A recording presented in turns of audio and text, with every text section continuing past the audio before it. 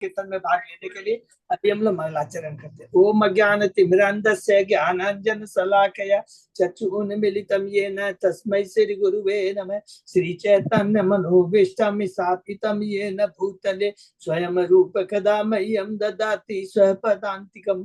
वन्देऽहं श्री गुरु श्री युगपद कमलं श्री गुरु वैष्णवांच च श्री रूपं साग्र जातं सहगण रघुनाथं वितं तं सजीवं स्वाद्वैतं सावधूतं परिजं सहितं कृष्ण चैतन्य देवं श्री राधा कृष्ण पादान सहगण ललिता श्री विशाखान्वितांत च।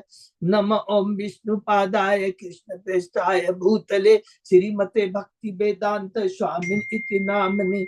नमस्ते सारस्वती देवे गौरवाणी प्रचारिणे निर्विशेषा शून्यवादी पाश्चात देश तारिणे वांछा कल्पतरुभ्यश्च कृपा सिन्धुभ्येव च पतितानां पावनेभ्यो वैष्णवेभ्यो नमो नमः। नमो महावदान्याय कृष्ण प्रेम प्रदायते कृष्णाय कृष्ण चैतन्य नामने गौरत्विषे नमः। हे कृष्ण करुणा सिंधु दीन बंधु जगतपते गोपेश गोपिका कांत राधा कांत नमस्तुते। तप्त कांचन गौरांगी राधे वृंदावनेश्वरी विषभानुसुते देवी प्रणमामि हरिप्रिये। नीलांचल निवासाय नित्याय परमात्मने बलभद्र सुभद्रायां जगन्नाथाय ते नमः। जय श्री कृष्ण चैतन्य प्रभु नित्यानंद श्री अद्वैत गदाधर श्रीवासादि गौर भक्त बिंद मुखम करोति वाचालम पंगु लंगे गिम यत्कृपातमहं वंदे श्री गुरु मदीन तारिणम परमानंद माधवम श्री चैतन्य ईश्वरम। हरे कृष्ण कृष्ण कृष्ण हरे हरे हरे राम राम राम हरे हरे। श्री श्री मंगलाचरण की जय। शिला प्रभुपाद की जय। हरे कृष्णा। आज के इस भागवतम चर्चा में सभी भक्तों का हार्दिक स्वागत है। सभी भक्तों के चरणों में मेरा सादर दंडवत प्रणाम है। राधा माधव राधा गोविंद परम वैष्णव गुरु आचार्य परम भागवतों की असीम कृपा से हम सब भक्त लोग मिलकर श्री भागवतम के ऊपर चर्चा कर पा रहे हैं। कैंटो 9 का हम लोगों ने कल 18वां अध्याय कंप्लीट किया। आज हम लोग 19वां अध्याय शुरू करते हैं। शीर्षक राजा ययाति को मुक्ति लाभ। इन 18 अध्याय में हमने क्या चर्चा किया, संक्षेप में हम दोहराते हैं। कैंटो 9 शुरू होता है ईशानु कथा, जिसका मतलब है जिसके अंदर में भगवान और भगवान के भक्तों की लीलाओं का वर्णन है। और स्टार्ट होता है अध्याय 1 में राजा सुधुम्र का स्त्री बनना। राजा सुधुम्र कौन है? वैवस्वत मुनि की जो पुत्री है, जो कि उसके बाद में किस प्रकार वो पुत्र बनती है और किस प्रकार पुनः वो स्त्री बनकर कर करके चंद्रमा के पुत्र बुद्ध को अपना पति स्वीकार कर करके उनसे जो पुत्र उत्पन्न होता है जिसका नाम है उरुवा। दूसरे अध्याय में फिर हमने वैवस्वत मनु के 10 पुत्रों के बारे में चर्चा की, विशेष करके 3 पुत्र इक्ष्वाकु, सरियाती और नभक्य के बारे में। तीसरे अध्याय में जो सरियाती है उसके बारे में हमने पढ़ा कि किस प्रकार उसकी पुत्री सुकन्या है जिसका ब्याह चयन ऋषि से हुआ और किस प्रकार जो अश्विनी कुमार है चयन मुनि की कृपा से सोमरस प्राप्त पीने का, सोमरस प्राप्त करने का उन्हें गौरव प्राप्त हुआ।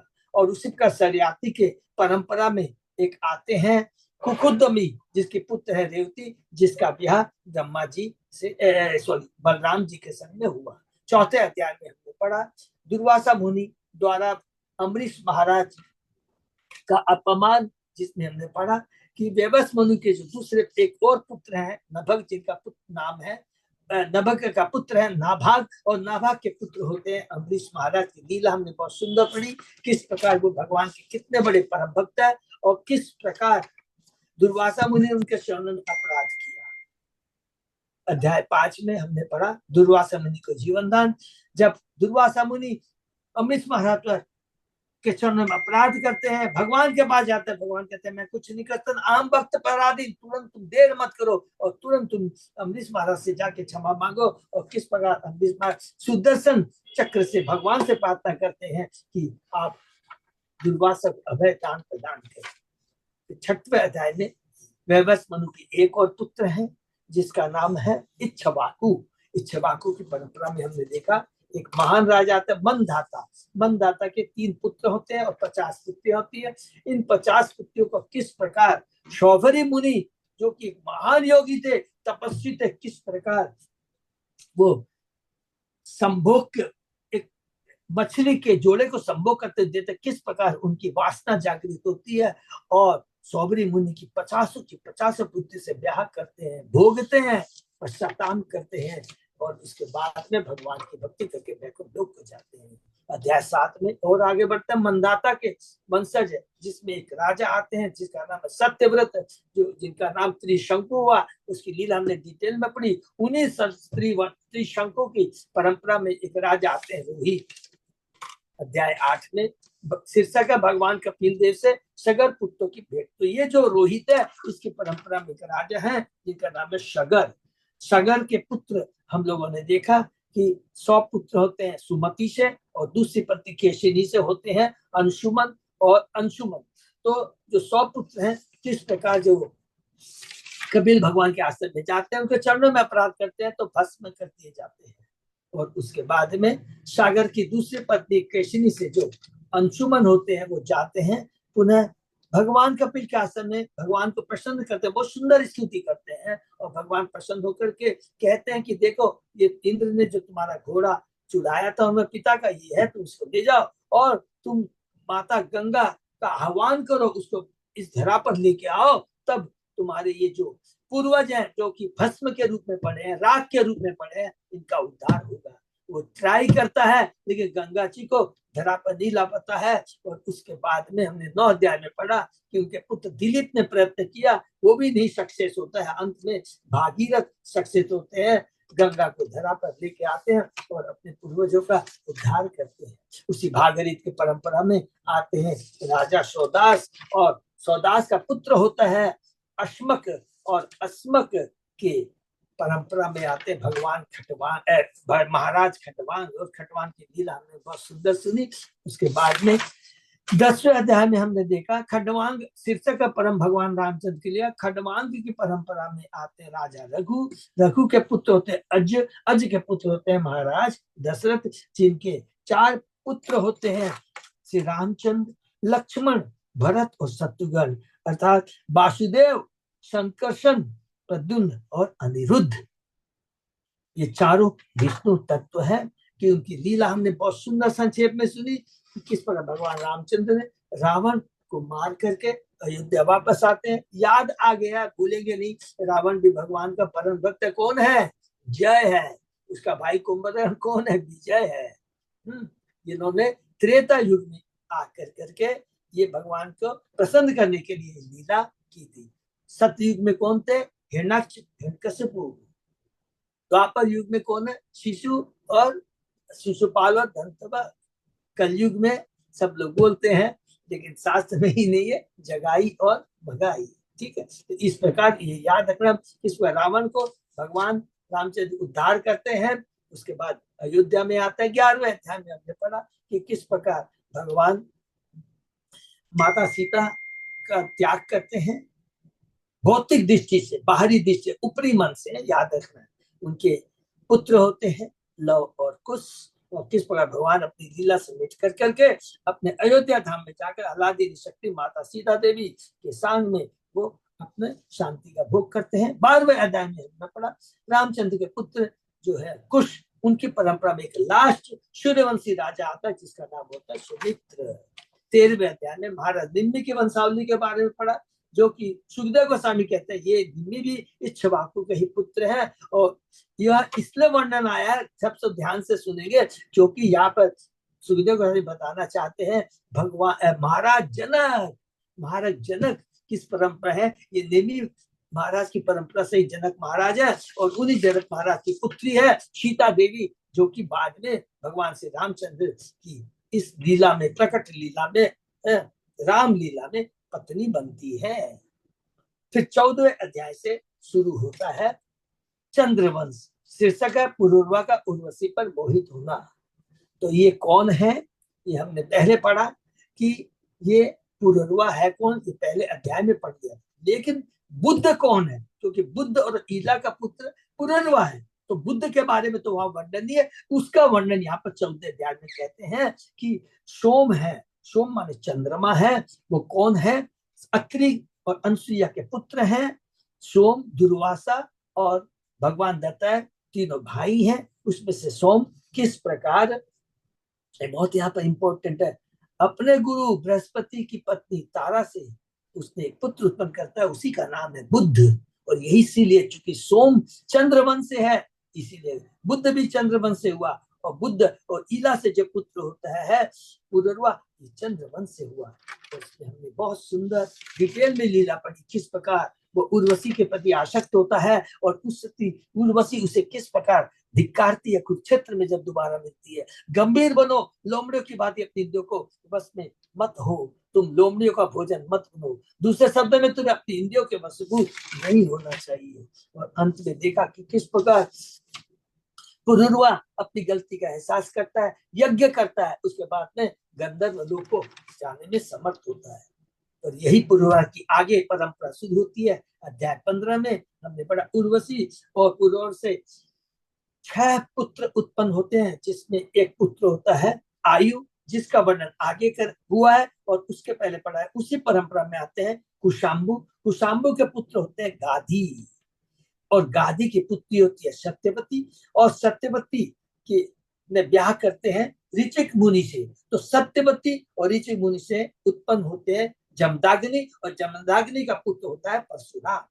और सत्यवती की माता और पिता गादी से जो उत्पन्न होते हैं वो कौन है, विश्वामित्र। तो परशुराम के बारे में हमने बहुत डिटेल में पढ़ा, किस प्रकार उन्होंने अधर्मी क्षत्रियों का किस प्रकार उन्होंने वध कर करके इस धरा से जितने भी अधर्मी राजा था उनका पूरा 21 बार सफा किया। उसमें एक किस उदाहरण दिया राजा का, कृतविर्त्यार्जुन ने, किस प्रकार सब कुछ उसके पास था, लेकिन उसके बाद में जब जमदग्नि के आश्रम में जाता है, उसकी कामधेनु गांव को चुरा लेता है। इतनी आसक्ति है, देखिए, चुरा लेता है। परशुराम को क्रोध आता है, उसका वध कर देता है। पिता कहते हैं तुम्हें राजा का वध नहीं करना चाहिए, तुम्हें तीर्थस्थानों का भ्रमण कर करके अपना ये प्रायश्चित करना चाहिए। तो 16वें अध्याय में हमने पढ़ा कि किस प्रकार इधर परशुराम प्रायश्चित करने चले जाते हैं, उधर कृतवर्जन के पुत्र आकर के जमदग्नि का वध कर देते हैं।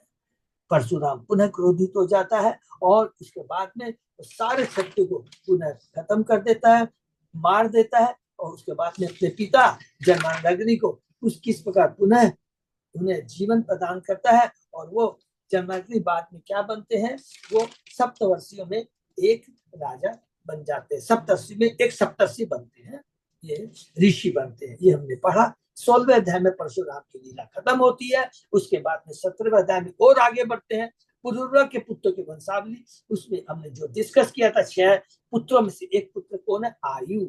तो आयु की परंपरा में आते हैं एक राजा नहुष, और नहुष के 6 पुत्र होते हैं, यति, ययाति, संयाति, आयति, व्यति और कृति। तो यही ययाति के बारे में हम लोगों ने 18 अध्याय में पढ़ा। परीक्षित मासूदा से कहते हैं कि ययाति तो क्षत्रिय था और देवयानी तो शुक्राचार्य की बेटी ब्राह्मण थी, तो फिर ऐसा प्रतिलोम विवाह कैसे हुआ, उसके बारे में हमने डिटेल में पढ़ा कि किस प्रकार देवयानी ययाति, देवयानी को उसकी मित्र, उसकी सहेली है शर्मिष्ठा ने कुएं में गिरा दिया था, और ययाति राजा आके उसको बचाते हैं। फिर देवयानी उनसे कहती है कि तुमने मेरा हाथ टच किया, अब हम दोनों भाग्य की विधाता का यही इच्छा थी, अब आप मेरे पति हैं। लेकिन इधर देवयानी क्रुद्ध थी, जाके अपने पिता को सारी बातें बताती है। पिता शुक्राचार्य क्रोधित हो जाते हैं, और उसके बाद में इधर में शर्मिष्ठा के पिता विश्ववर्मा को डर लग जाता है कि अब ये शुक्राचार्य मुझे अभिशाप देगा, तो पहले ही अभिशाप देने के पहले उसके पास जाकर क्षमा कहते हैं। और इधर में कहते हैं कि ठीक है, आपकी पुत्री देवयानी चाहती है कि मेरी पुत्री उसकी दासी बने, दासी बनकर उसके ससुराल जाए, तो मुझे मंजूर है। दासी बनकर के शर्मिष्ठा ससुराल चली जाती है, लेकिन एक बार ययाति के पास जाकर के पुत्र की इच्छा करती है, और राजा ययाति उसको मना नहीं कर सकता है। और तब उसके 3 पुत्र होते हैं, द्रहु, अनु और पुरु। और इधर देवयानी के जो 2 पुत्र हैं, जिनका नाम है यदु और तुर्वशु। जब देवयानी को इस बात का पता चलता है, तब अपने पिता को जाके कहती है, और उसके बाद में पिता क्रोधित हो जाते हैं। कौन? शुक्राचार्य। और कहते हैं हे ययाति, तेरी इतनी भौतिक आसक्ति है, भोग के प्रति लगा है, तो बूढ़ा हो जाए तो कुरूप बन जाएगा। तब ययाति कहता है मुझसे गलती हो गई है, तुझे क्षमा करे। तब शुक्राचार्य कहते हैं ठीक है, अगर तुम किसी और पुरुष से उसका यौवन बदले में ले सकते हो तो मेरे को कोई प्रॉब्लम नहीं है। तब ययाति अपने स्टार्ट करता है यदु से, और इसी यदु से यदुवंश चालू होगा। याद रखेंगे भगवान श्री कृष्ण इस यदुवंश में ही प्रकट होंगे। उसने मना कर दिया, अंत में सबसे छोटा पुत्र है जो शर्मिष्ठा का है, जिसका नाम है पुरु है, वो राजी हो जाता है। उसके बाद में हमने पढ़ा कि महाराज ययाति ने अपने सबसे छोटे पुत्र पुरु का यौवन लेकर 1000 वर्षों तक अपने मन तथा 5 इंद्रियों को भौतिक संपत्ति को भोगने में लगाया, किंतु वे संतुष्ट नहीं हो सके। हरि बोल। प्रभुपाद जी कहते हैं जब तक इंद्रियां अशुद्ध रहती है, अपनी इंद्रिय तृप्ति में लगती है, मनुष्य अपने को भौतिक जगत का भोक्ता मानता है। और जैसे ही कृष्ण भक्ति करके अपनी इंद्रियां शुद्ध कर लेता है, तो वह अपनी पहचान कृष्ण का दास के रूप में करता है, और तब वह शाश्वत सुखी हो जाता है, शाश्वत सुख का आनंद अनुभव करता है। यदि कोई कामी तथा लोभी हो तो विश्व का सारा सोना भी उसको काम इच्छा को तृप्त नहीं कर सकती। जैसा हमने देखा था, सबको याद है, वामन भगवान यही बात बलि महाराज को कहते हैं। बलि कहता अरे आपने केवल 3 पग भूमि मांगी, अरे तू अज्ञानी बालक है। तब भगवान वामन कहते हैं जिसको 3 लोक भी सुख, 3 लोक भी मिल जाए तो वो सुखी नहीं होता है। ये भौतिक इच्छाएं, इंद्रियां इतनी ज्यादा भौतिक भोग के प्रति आकर्षित रहती है। यहाँ तक हमने पढ़ा, अध्याय समाप्त 18 हुआ। आज हम दूसरा अध्याय शुरू करते हैं, अध्याय 19, राजा ययाति को मुक्ति लाभ। ओम नमो भगवते वासुदेवाय। ओम नमो भगवते वासुदेवाय। ओम नमो भगवते वासुदेवाय। नारायण नमस्कृत्य नरं चैव नरोत्तमं देवी सरस्वती व्यासं ततो जयमुदीरये। नष्प्रायेषु भद्रेषु नित्यं भागवत सेवया भगवती उत्तम श्लोके भक्ति भवति नष्ट की। कृष्णाय वासुदेवाय देवकी नंदनाय च नंद गोप कुमाराय गोविंदाय नमो नमः। आराधयो भगवान भजेश तनय ततदाम वृंदावनम रमया काचित उपासना गजवधु वर्गेण्य कल्पिता। श्रीमद्भागवतम प्रमाणम अमलम प्रेमापमर्तो महान। श्री चैतन्य महाप्रभो मतमिदं तत् आदरो न पर। हरे कृष्ण कृष्ण कृष्ण हरे हरे, हरे राम राम राम हरे हरे। कैंटन अध्याय 19, राजा ययाति को मुक्ति लाभ। शुरू करते हैं। इस अध्याय में बताया गया कि जब महाराज ययाति ने बकरे तथा बकरी की प्रतीकात्मक कहानी सुनाई तो किसको? देवयानी को। तो उसने किस प्रकार मुक्ति प्राप्त हुई। भौतिक संसार में अनेकानेक वर्षों तक संभोग आदि करने के बाद राजा ययाति को अंततः ऐसे भौतिक सुख से वितृष्णा हो गई, विरक्ति हो गई। जब ये भौतिक भोग से ऊब चुके तो उन्होंने बकरे बकरी की कहानी बनाई जो उनके निजी जीवन पर आधारित थी, और इसे अपनी प्रियतमा देवयानी को सुनाया। यह कहानी इस प्रकार है। एक बार जब एक बकरा जंगल में चरने के लिए विभिन्न प्रकार की तरकारियों की तलाश में घूम रहा था, तो उसे देववसात एक कुआं मिला, जिसके भीतर उसने एक बकरी देखी। वह उस बकरी पर आसक्त हो गया, अतः उसने किसी तरह से उसे कुएं से बाहर निकाला। वही सब दोनों मिल गए। उसके बाद एक दिन जब बकरी ने उस बकरे को एक अन्य बकरी के साथ संभोग करते देखा तो बकरी दो उठी और उसने बकरे को त्याग दिया। वह अपने ब्राह्मण मालिक के पास लौट आई और उसने अपने पति के आचरण के विषय में उसे कह सुनाया। ब्राह्मण अत्यंत क्रुद्ध हुआ और उसने बकरे को साथ दे दिया कि वह संभोग शक्ति से भीन हो जाए। तत्पश्चात बकरे ने ब्राह्मण से क्षमा मांगी तो उसे संभोग शक्ति फिर से मिल गई। तब बकरा वर्षों तक बकरी के साथ संभोग करत रहा, किंतु फिर भी वह अतृप्त रहा। यदि कोई कामी तथा लोभी हो तो भी विश्व का सारा सोना भी उसकी कामेच्छा को तृप्त नहीं कर सकता। ये इच्छा अग्नि के समान है। यदि कोई प्रज्वलित अग्नि पर घी डाले तो इससे अग्नि बुझने की आशा नहीं की जा सकती। अग्नि बुझाने के लिए कोई दूसरी विधि अपनानी होगी। इससे शास्त्र का उद्देश्य है कि बुद्धि से मनुष्य भोगमय जीवन का परित्याग करते। जो लोग अल्पज्ञ हैं, अज्ञानी है, आध्यात्मिक दृष्टि से अंधे हैं, वे महान प्रयास के बिना इंद्र भोग और वह भी विषय भोग नहीं त्याग सकते, क्योंकि सुंदर स्त्री बड़े से बड़े विद्वान को भी मोहित कर लेती है। किंतु राजा ययाति ने सांसारिक जीवन परित्याग कर दिया और अपनी संपत्ति अपने पुत्रों में बांट दी। सारे भौतिक भोगों का आश्रम त्याग कर सन्यासी का जीवन ग्रहण करके वह भगवान की सेवा में दत्तचित रहने लगा। इससे उसे सिद्धि प्राप्त हो गई। बाद में जब उसकी पत्नी देवानी ब्रह्म गुण जीवन से मुक्त हुई तो वह भी भगवान की भक्ति में लग गई। हरि बोल। श्री शुकवाच स इत्तम आचरण काम स्त्रेनो अप अप अपरिवहम मात्मन बुद्धवा प्रियाय निर्विण्णो गाथाम एताम अगायत।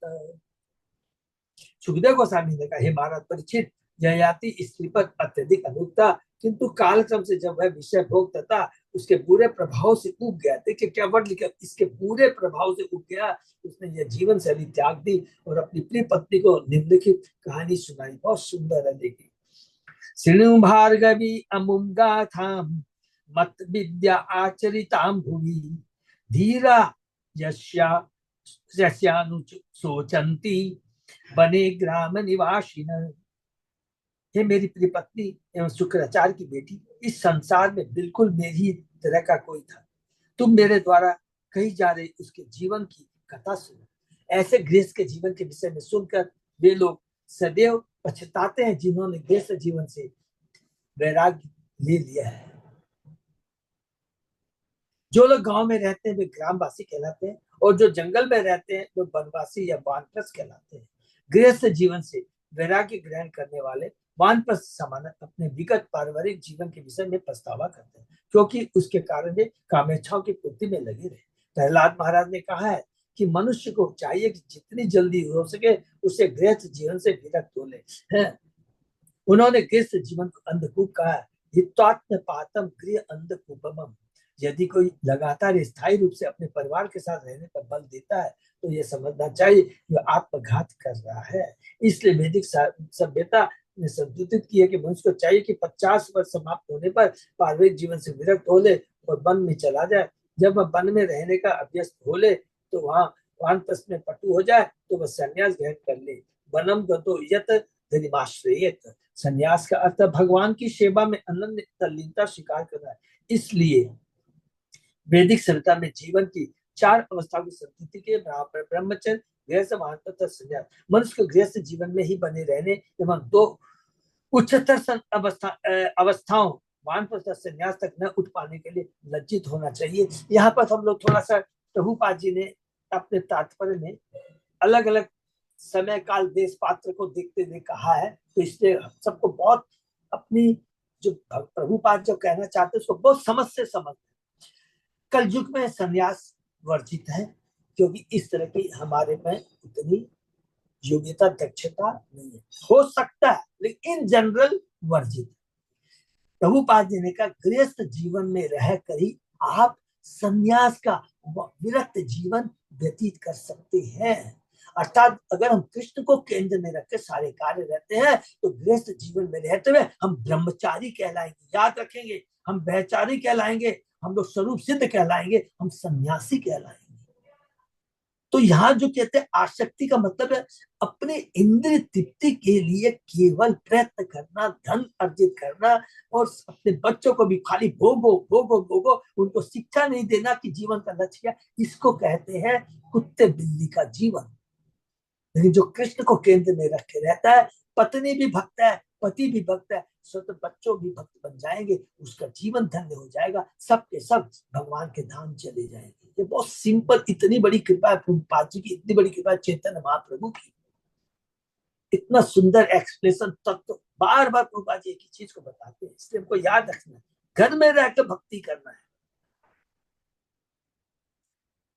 वह एको बने कश्चित जीवित विचिन्वन प्रियमात्मन ददर्श कूपे पतिताम स्वकर्म वसगाम अजाम। एक बकरा अपने इंद्रियों को तुष्ट करने के लिए चलते हुए किसी जंगल में घूमते घूमते अचानक एक कुएं के पास आया जिसके भीतर उसने एक बकरी को निहशाब खड़ी देखा जो अपने सकाम कर्मों के प्रभाव से कुएं में गिर गई थी। यहाँ पर महाराज यह अपनी तुलना बकरे से और देवयानी की तुलना एक बकरी से करते हैं तथा पुरुष और स्त्री के स्वभाव का वर्णन करते हैं। मनुष्य बकरे की तरह इधर उधर भटकता हुआ इंद्रिय तृप्ति की खोज करता है और स्त्री पुरुष या पति के आश्रय के बिना और स्त्री पुरुष या पति के आश्रय के बिना उस बकरी के समान है जो कुएं में गिर गई है। पुरुष की देखभाल के बिना स्त्री कभी भी सुखी नहीं रह सकती। ये बहुत इंपॉर्टेंट है, बार बार प्रभुपाद जी कहते हैं। निसंदेह कुएं के भीतर गिरी हुई बकरी के समान है जो जीवन संघर्ष कर रही है। अतः स्त्री को चाहिए कि अपने पिता का संतन ग्रहण करे, जैसा कि देवयानी शुक्राचार्य की देखरेख में रहते हुए किया। तब पिता को चाहिए कि वह अपनी पुत्री का दान उपयुक्त व्यक्ति को कर दे या वह उपयुक्त व्यक्ति स्त्री को पति की निगरानी में रख दे। देवयानी के जीवन से यह भली स्पष्ट हो जाता है। जब राजा ययाति ने देवयानी को कुएं से निकाला था तो उसे बड़े आराम का अनुभव हुआ था। उसने ययाति से उसे अपनी पत्नी बनाने की प्रार्थना की, किंतु जब महाराज ययाति ने देवयानी को स्वीकार कर लिया तो वह इतना लिप्त रहने लगा कि वह न केवल उसी के संभोग करता अपनी शर्मिष्ठा जैसी अन्य स्त्रियों से भी संभोग करने लगा। तो भी वह संतुष्ट रहा।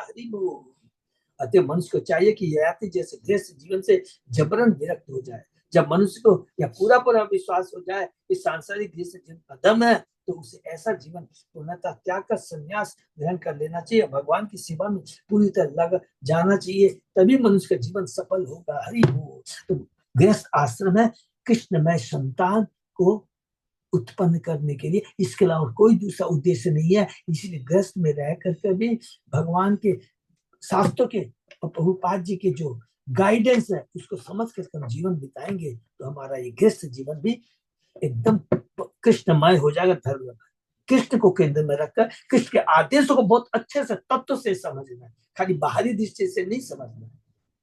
तस्या उदधरण उपायम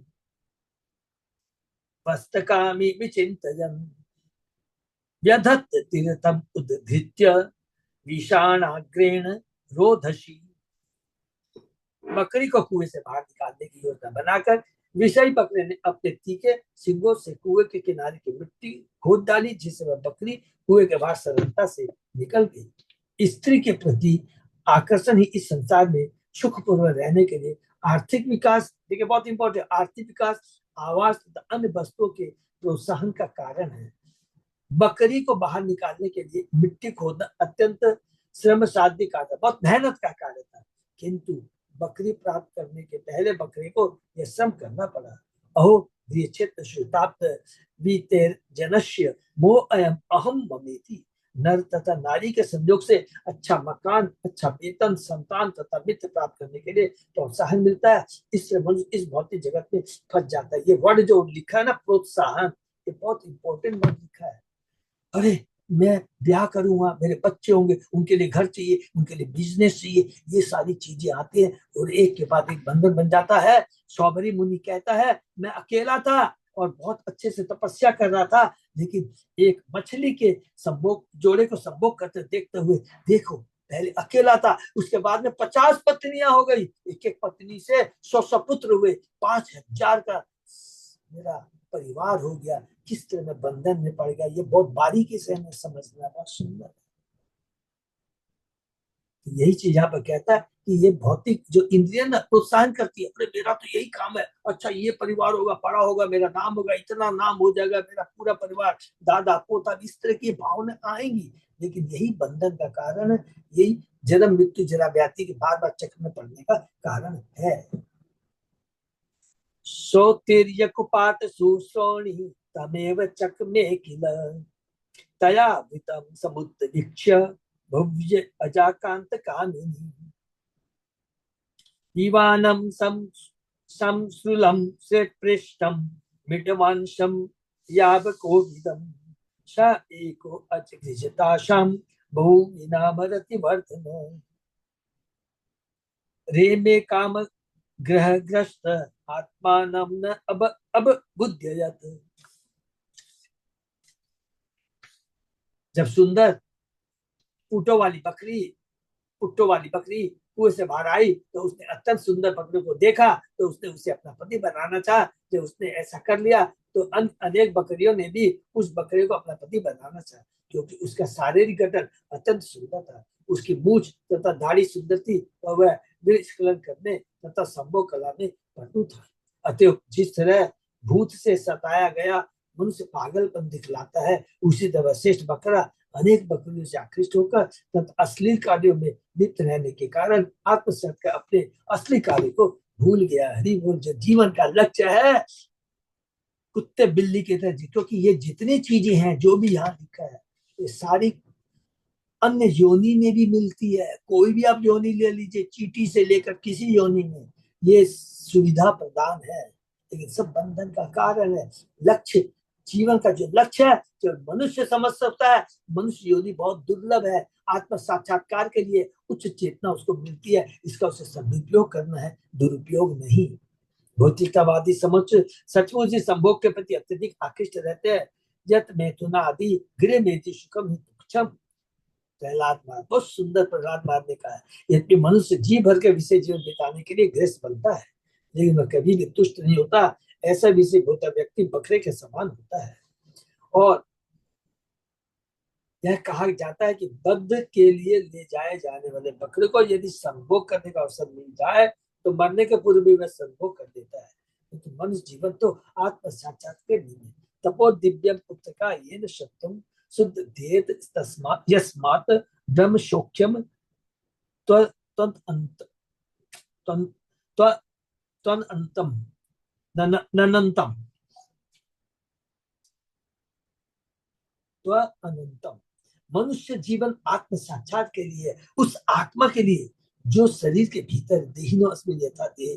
भौतिकतावाद यह नहीं जानता कि वह शरीर नहीं है अपितु शरीर के भीतर का आत्मा है।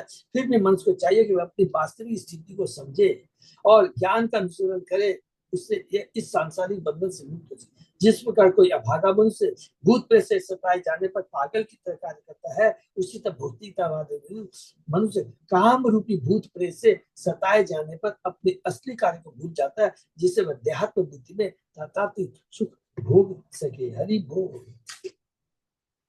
तमेव पृष्ठ तमया रममाणम अजानया विलोक्य उपसंदिग्ना नामृष्ट्यत वस्त्रकर्म तत।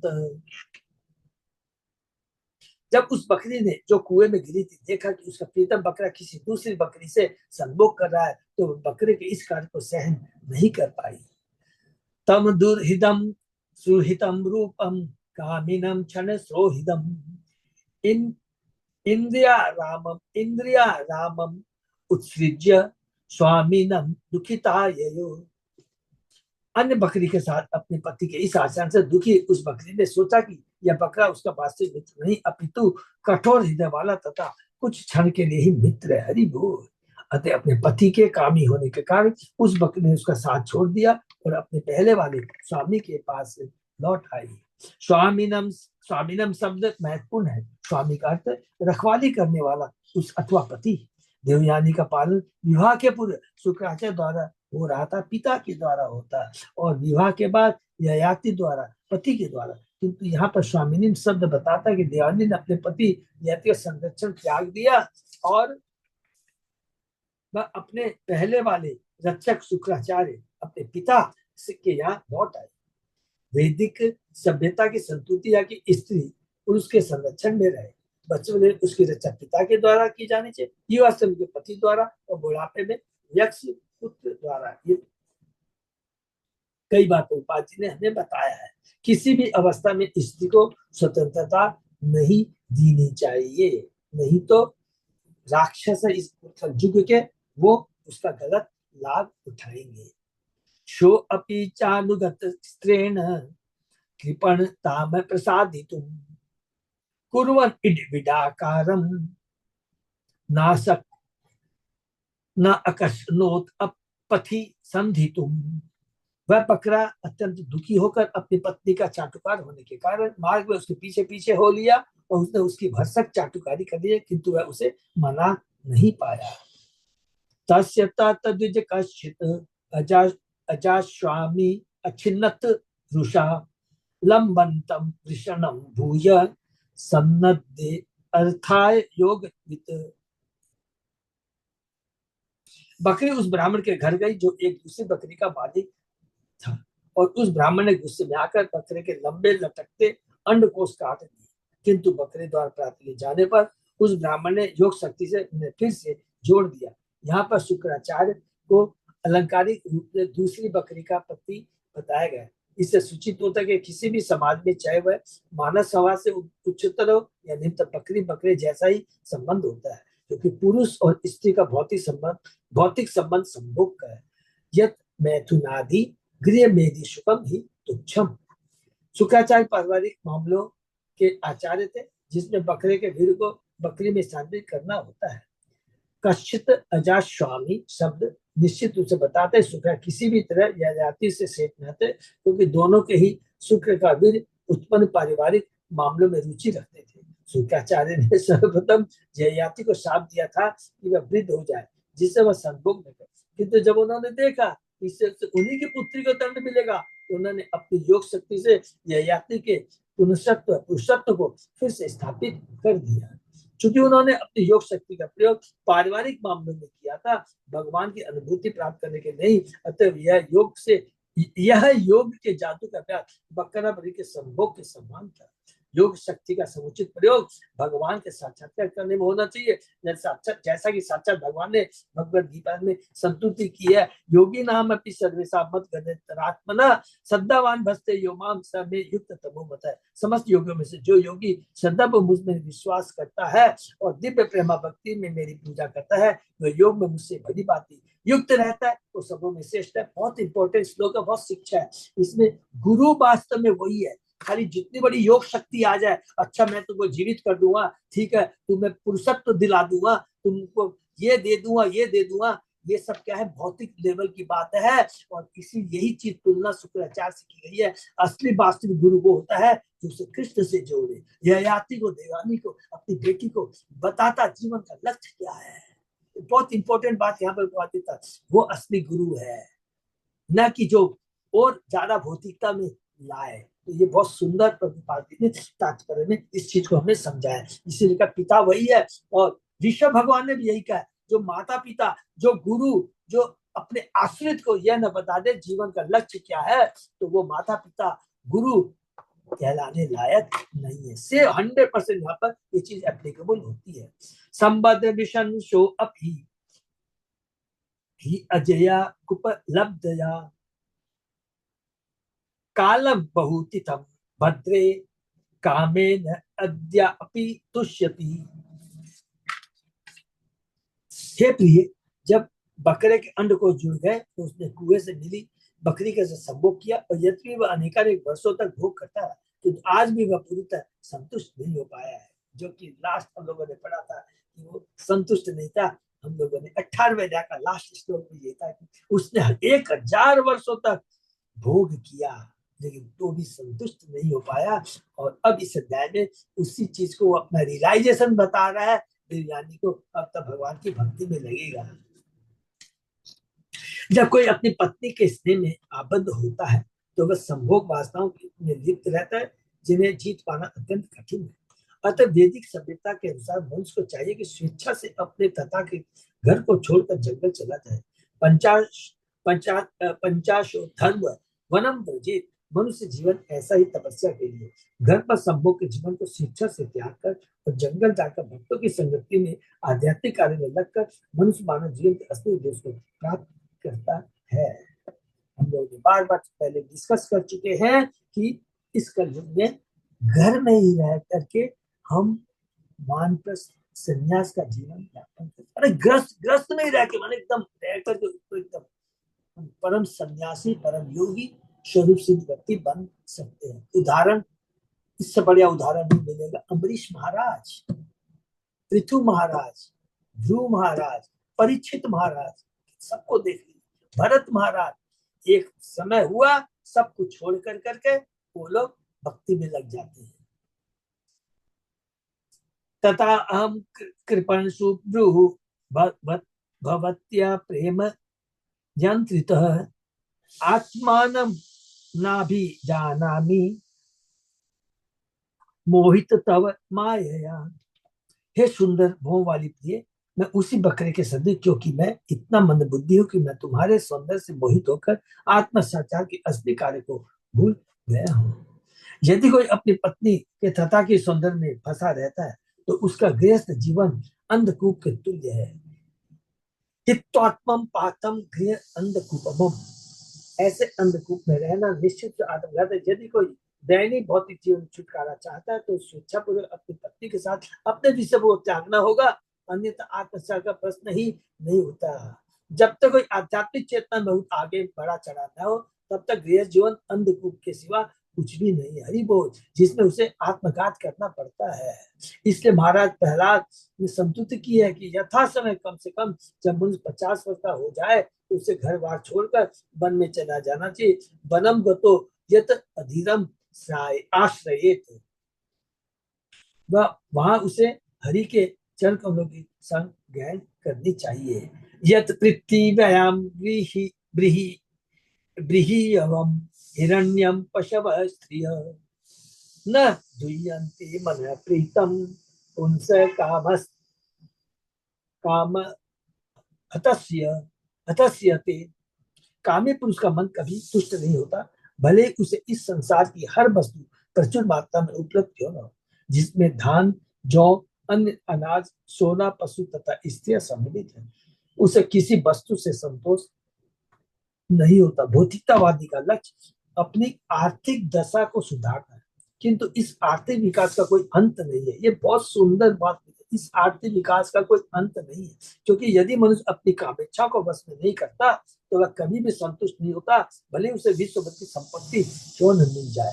इस युग में हमें पर्याप्त भौतिक विकास दिखता है, तो भी लोग अधिकाधिक भौतिक ऐसे प्राप्त करने के लिए संघर्षरत है। मनष्टानि इंद्रियाणि प्रकृतिस्थानि कसति। यद्यपि प्रत्येक जीव परम पुरुष का अंश है, किंतु कामेच्छाओं के कारण वह अपनी तथाकथित आर्थिक दशा को सुधारने के नाम पर निरंतर संघर्षशील रहता है। मनस तुष्टि प्राप्त करने के लिए कामेच्छाओं के मनोरोग को त्यागना होगा। यह तभी हो सकता है जब कोई कृष्ण भावना भावी तो हरि बोल, इसको बस और कुछ नहीं है। यही एकदम सीक्रेट है सक्सेस का, मनुष्य जीवन को साक्षात बनाने का, सुखमय सक्सेसफुल बनाने का एकमात्र फॉर्मूला है कृष्ण भक्ति, कृष्ण भावना भावी तो भक्ति पराम भगवती प्रतिलभ्य कामम हित रोगम आश्व पहिनोत्य चिरेण धीरा। कृष्ण भावनित होने पर मनोरोग जाता रहता है, अन्यथा कामेच्छाओं का यह रोग चलता रहेगा और मनुष्य को कभी भी मन की शांति प्राप्त नहीं होगी। न जातु काम कामानाम उपभोगेन साम्यति हविषा कृष्ण वधर्मा इव भूये एवाभिवर्धते। जिस तरह अग्नि में घी डालने से अग्नि शांत नहीं होती किंतु अधिकाधिक बढ़ती जाती है, उसी पर निरंतर भोग द्वारा कामेच्छाओं को रोकने का प्रयास कभी भी सफल नहीं हो सकता है। बहुत इंपॉर्टेंट बात है, भोग द्वारा कामेच्छाओं को रोकने पर कभी भी सफल नहीं हो सकता। सत्य तो यह है कि मनुष्य को कामेच्छा से भौतिक इच्छा समाप्त करनी चाहिए। उपाय एकमात्र कृष्ण भक्ति, भगवान की भक्ति करना, भक्तों का संग करना। इंद्रियों की तृप्ति के लिए मनुष्य के पास प्रचुर धन तथा साधन प्राप्त होने पर भी वह कभी तुष्ट नहीं हो पाता, क्योंकि भोग द्वारा कामच्छा को रोक पाने में सफलता नहीं मिल सकती। ये शास्त्र कह रहे हैं। ये देखिए, सुखदेव गोस्वामी जी परीक्षित महाराज को बता रहे हैं। यहाँ पर दिया गया दृष्टांत अत्यंत उपयुक्त है। कोई व्यक्ति घी डालकर प्रज्वलित अग्नि को बुझा नहीं सकता, बल्कि तो वो बढ़ती जाती है। यदा न कुरुते भावं सर्वभूतेषु अमंगलम समदृष्टे तदा तदा पुंस सर्वा सुखमया दिशा। जब मनुष्य द्वेष रहित होता है और किसी का बुरा नहीं चाहता तो वह समदर्शी होता है। ऐसे व्यक्ति के लिए सारी दिशाएं सुखमय प्रतीत होती है। प्रबोधानंद सरस्वती ने कहा, विश्वम पूर्ण सुखाय थे। जब मनुष्य भगवान चैतन्य के अनुग्रह से कृष्ण भावना बनता है तो उसे सारा संसार सुखी दिखता है, उसे किसी वस्तु की लालसा नहीं रह जाती। ब्रह्मभूत अवस्था में या दिव्य साक्षात्कार के पद पर न कोई संताप रहता है, न कोई भौतिक आकर्षण न सोचती न कांचती। जब तक मनुष्य इस जगत में रहता है तब तक कर्म फल चलते रहते हैं, किंतु जब मनुष्य कर्म तथा फल के अप्रभावित हो जाता है तो वह भौतिक इच्छाओं का शिकार बनने के खतरे से बच जाता है। इस श्लोक में उन लोगों के लक्षणों का वर्णन जो कामेच्छाओं से उब गए हैं, जैसा कि श्री विश्वनाथ ठाकुर ने बताया। जब मनुष्य अपने शत्रु से भी द्वेष नहीं रखता, जब वह किसी से सम्मान नहीं चाहता, उल्टे वह अपने शत्रु तक का भला चाहता है, तो वह परमहंस कहा जाता है, अर्थात जिसने अपनी कामेच्छाओं को पूरी तरह दमित कर दिया है। हरि बोल। जा दुस्त्यजा दुर्मति भी जीतयो यान जिर्यते ताम त्रिशाम दुख निवहाम सर्व कामोदतम त्यजे। जो लोग भौतिक भोग में अत्यधिक लिप्त रहते हैं उनके लिए इंद्रिय तृप्ति को त्याग कर पाना अत्यंत कठिन है। यहाँ तक कि वृद्धावस्था में कार्य अशक्त व्यक्ति भी इंद्रिय तृप्ति ऐसी इच्छाओं को नहीं त्याग पाता। अतः जो सचमुच सुख चाहता है उसे ऐसी अतृप्त इच्छाओं को त्याग देना चाहिए, क्योंकि ये सारे कष्टों की जड़ है। और स्वतः माने अपने भौतिक प्रयास से ये नहीं होगा, आध्यात्मिक प्रयास की दरकार है। क्लियर बार बार लिखा है, आध्यात्मिक प्रयास की दरकार है। हमने पश्चिम देशों वास्तव में देखा कि जो लोग 80 वर्ष के हो चुके हैं वे भी नाइट क्लबों में जाते हैं और शराब पीने तथा इष्टों की संगति करने में काफी धन व्यय करते हैं। यदि ऐसे लोग किसी भी वस्तु का भोग करने के लिए पर्याप्त वृद्ध रहते हैं, किंतु उनकी इच्छाएं तृष्णाएं नहीं मरती है। समय शरीर को भी जर्जर बना देता है जो इंद्रिय तुष्टि का साधन, किंतु वृद्ध तथा आसक्त होने पर भी मनुष्य की इच्छाएं इतनी प्रबल होती है कि अपनी इंद्रियों की इच्छा पूर्ति के लिए इधर उधर मारा फिरने पर विवश हो जाता है। अतएव भक्तियों के अभ्यास से मनुष्य को अपनी काम इच्छा त्याग देना चाहिए, जैसा कि यमुनाचार्य ने बताया है। बहुत सुंदर है। यत अवधि मम चेत कृष्ण पादार अरविंदे नव नव रस धाम धामन्युद्यतम रंतुमाशित तत् अवधिवत नारी संगे स्मर्यमाने भवति मुख विकार सुसुष्टु निष्ठिवन्नम। जब मनुष्य कृष्ण भावनी बन जाता है तो उसे कृष्ण के लिए कार्य करने में अत्यधिक आनंद सुख मिलता है, क्योंकि ये आनंद के आत्मा का आनंद हो जाता है, क्योंकि उसको भौतिक आनंद माने शरीर के आनंद से कोई लेना देना नहीं देता है। ऐसा व्यक्ति इंद्रिय विशेष विषय भोग पर थूकता है। अनुभवी प्रगत भक्त की रुचि विषय जीवन में नहीं रहती। कृष्ण भावना में प्रगति के द्वारा ही संभोग की प्रबल इच्छा को दमित किया जा सकता है। हरि बोल।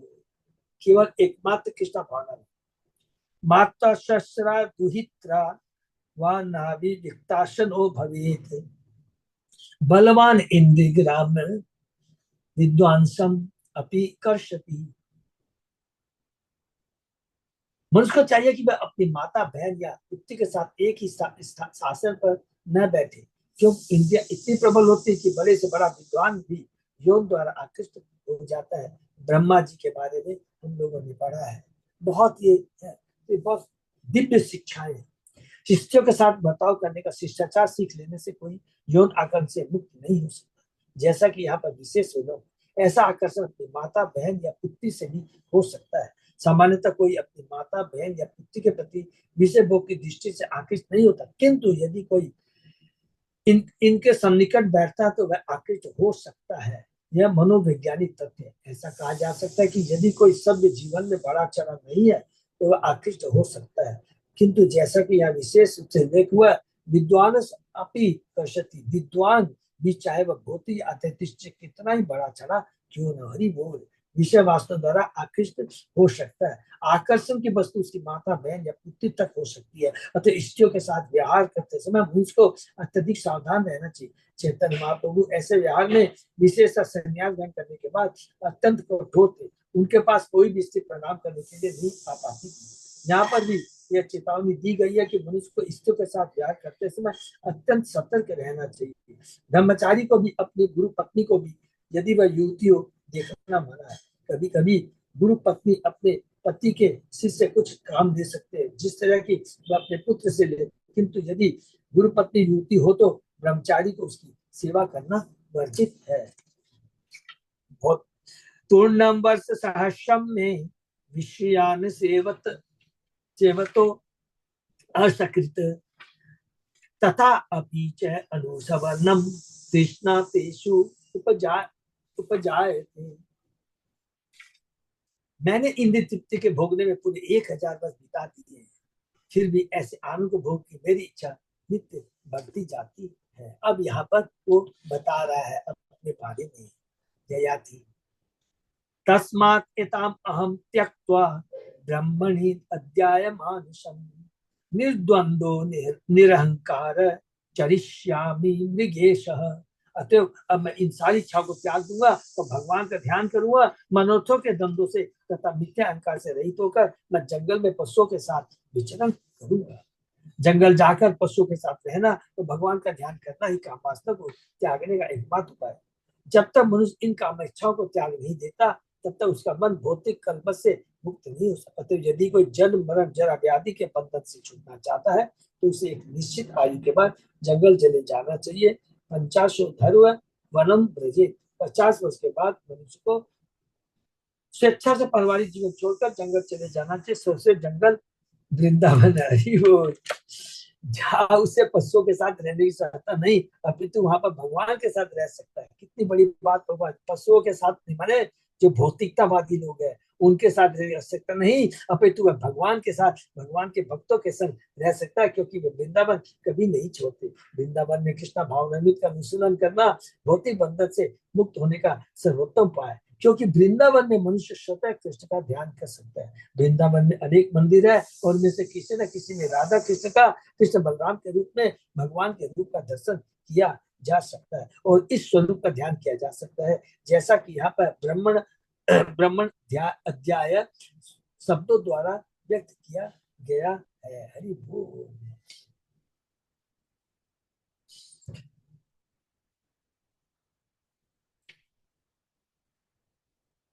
मनुष्य को अपना मन पर ब्रह्म में केंद्रित करना चाहिए। यह पर ब्रह्म कृष्ण है, जिसकी पुष्टि भगवद गीता में अर्जुन द्वारा की गई। पर ब्रह्म पर धाम पवित्रम परम भवा, भगवान तथा उनका धाम वृंदावन पृथक नहीं है। श्री चैतन्य महाप्रभु ने कहा, आराध्य भगवान ब्रजेश तत्धाम वृंदावन, वृंदावन कृष्ण के ही समान है। अतः यदि किसी को वृंदावन में रहने का सौभाग्य प्राप्त हो और यदि वह धूर्त न हो, अपितु वृंदावन केवल रहता हो तथा अपना मन कृष्ण में एकाग्र करता हो, तो वह भव बंधन से छूट जाता है। पाखंडी नहीं बनना, क्या मैं वृंदावन, लेकिन भौतिक भोगों की अभी इच्छा बनी हुई है, किंतु उसका मन वृंदावन में भी शुद्ध नहीं हो पाता यदि वह कामाक्षों से विचलित। हरि बोल। मनुष्य को वृंदावन में रहते अपराध नहीं करने चाहिए, क्योंकि वृंदावन में अपराधी जीवन बंदरों तथा सुअरों के जीवन के तुल्य होगा। वृंदावन में अनेक बंदर तथा सुअर रहते हैं और उन्हें संभोग की इच्छा बनी रहती है। जो लोग वृंदावन जाकर के भी संभोग करने के लालयित रहते हैं, उन्हें तुरंत वृंदावन छोड़ देना चाहिए और भगवान के चरण पर किए जाने वाले गंभीर अपराधों को रोक देना चाहिए। ऐसे अनेक दिग्भ्रमित व्यक्ति हैं जो अपनी कामेच्छाओं की पूर्ति के लिए वृंदावन में रहते हैं, किंतु वे बंदरों तथा सूरों के ही समान है। जो लोग माया के अधीन है और विशेषतः कामेच्छाओं के वशीभूत है, वे माया मृग कहलाते हैं। निसंदेह सभी लोग भौतिक जीवन की बद्ध अवस्था में माया मृग की तरह होते हैं। कहा गया है, माया देते अपसितम धावत। श्री चैतन्य महाप्रभु ने इस संसार के माया मृगों अर्थात उन मनुष्यों पर जो कामेच्छाओं के कारण कष्ट पा रहे, अपनी अयतों की कृपा दिखाने के लिए संन्यास ग्रहण किया। हरि बोल। दैते अपसित मन बधावत। लोगों को श्री चैतन्य महाप्रभु के सिद्धांतों का पालन करना चाहिए और पूर्ण कृष्ण भावना भी, कृष्ण का सदैव चिंतन करना चाहिए, तभी वे वृंदावन में रहने के योग्य और उनका योग होंगे और उनका जीवन सफल हो जाएगा, हो सकेगा। दृष्टम सुष्टम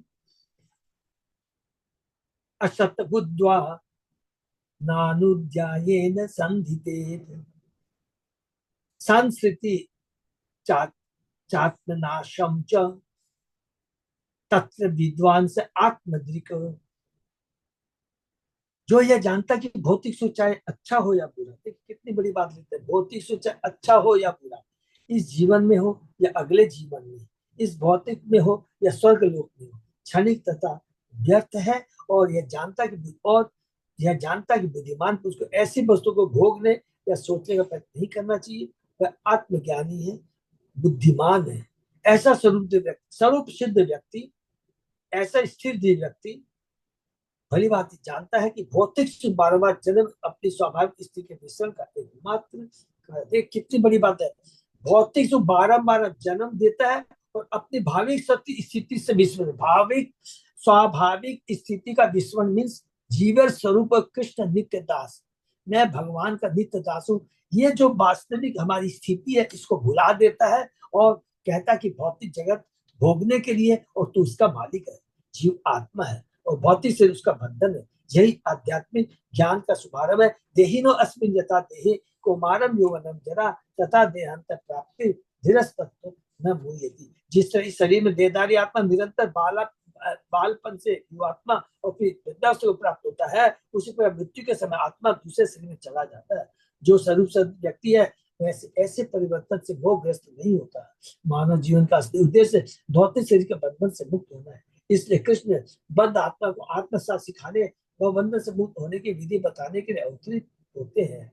यदा यदा ही धर्म से गलानी बहुत बात, धर्म से गलानी करता जीवन का प्रदूषण, हमारा जीवन अब प्रदूषित है, इसे शुद्ध किया जाना चाहिए। सप्तम शुद्धि है, मानव जीवन इसी शुद्धि के लिए है, न कि बाह्य शरीर के रूप में सुख का चिंतन करने के लिए जो बंधन का कारण है, जो कि किसी भी योनि चीटी से लेकर के पूरा ब्रह्मा तक में ये अवेलेबल है। तो इस श्लोक में महाराज ययाति उपदेश दे रहे हैं कि हमें जितना भी भौतिक सुख में दिखता है, जितने भी हमें आशा तथा जितने की हमें आशा बंधाई होती है, वह सब केवल क्षणिक एवं नश्वर। हरि बोल। आप ब्रह्म लोका पुनरावर्तित अर्जुन। यदि कोई ब्रह्मलोक भी चला जाए, किंतु यदि वह भवबंध से मुक्त नहीं हो तो वह इस पृथ्वीलोक पर लौट आता है और संसार में दुख में स्थिति में रहता जाता है। भूत्वा भूत्वा प्रदीय। मनुष्य को चाहिए कि वह इस जानकारी को सदा मन में रखे, ताकि वह जीवन में या अगले जीवन में किसी प्रकार के इंद्रिय भोग के प्रति आकृष्ट न हो। जो इस सत्य से पूर्णतः अवगत रहता है वही वास्तविक में सन्यासी है, वही योगी है, वही परम स्वरूप सिद्ध है। आत्मदृक। किंतु इसके विपरीत अन्य सारे लोग जन्म मृत्यु के चक्र में फंसे रहते हैं। मृत्यु संसार वर्तमानी, ऐसा ज्ञान असली बुद्धि का है। जो इसके विरुद्ध जो कुछ भी है वह दुख का कारण। कृष्ण भक्त निष्काम अतएव शांत। केवल कृष्ण भक्ति शांत है, क्योंकि वह जीवन के लक्ष्य को जानता है। अन्य सारे लोग चाहे कर्मी हो या ज्ञानी अथवा योगी अशांत रहते हैं और असली शांति नहीं भोग पाते। हरि बोल। तो जहाँ पर हम लोग समाप्त करते हैं, विराम देते हैं। ये जो अध्याय है, ये ययाति के माध्यम से हमें कितनी बड़ी दिव्य शिक्षा मिलती है। और विशेष करके देखिए प्रभुपाद जी जो अपने तात्पर्य में हमारी चेतना को, माने हमारी ये जो भौतिक जो चेतना उसको झकझोर रहे हैं। क्या बोल रहे हैं? बार बार एक ही चीज रिपीट किया 20 बार। क्या? जो चीज हम लोग भूल जाते हैं, क्या? मनुष्य योनि, जो मनुष्य योनि मिली है बहुत दुर्लभ है। कितनी दुर्लभ है? 84 लाख योनियों को बिताने बाद, कितने अरबों खरबों सालों के बाद में ये मनुष्य योनि मिलती है। और ये मनुष्य योनि आत्म साक्षात्कार के लिए। आत्म साक्षात्कार का मतलब हुआ कि हमें जानना क्या है, जीवन स्वरूप कृष्ण नित्य दास, मैं भगवान का दास हूँ, उस करोड़पति अरबपति बाप का अंश हूँ।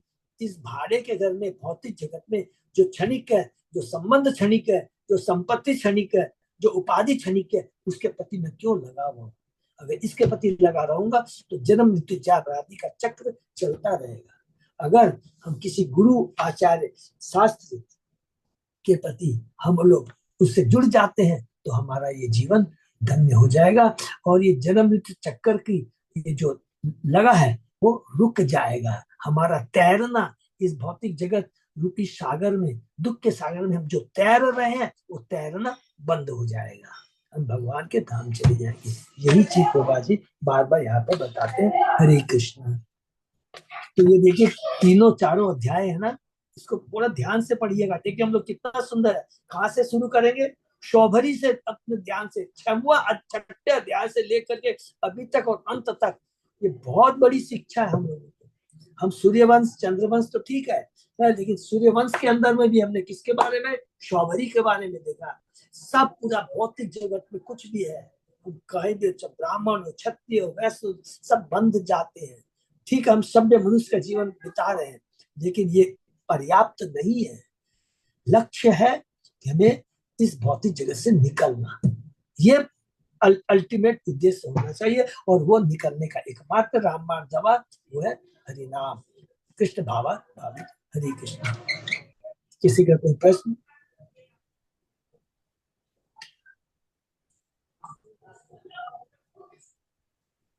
हरे कृष्णा प्रभु जी, दंडवत प्रणाम। दंडवत प्रणाम। तो हम लोग यहीं पे विराम देते हैं। हरे कृष्ण। हरे कृष्ण। अच्युत अजयदास प्रभु, कुछ अनाउंसमेंट है प्रभु? बस प्रभु जी, बस वही है, परसों हमें रामनवमी है, हमें उसे सेलिब्रेट करना अच्छे से। हरे कृष्ण। ये तो विराम देते हैं। हरे कृष्ण। धन्यवाद। बहुत बहुत विराम देते हैं।